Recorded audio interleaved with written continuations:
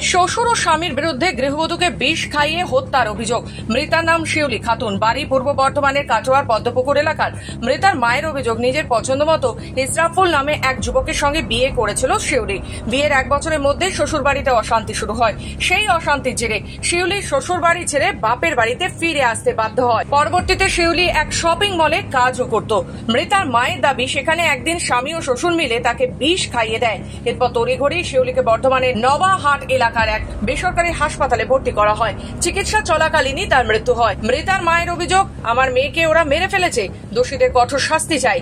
ইতিমধ্যে বর্ধমান সদর থানায় শ্বশুর বাড়ির লোকজনের বিরুদ্ধে লিখিত অভিযোগ দায়ের করেছেন শিউলির বাপের বাড়ির পরিবারের সদস্যরা।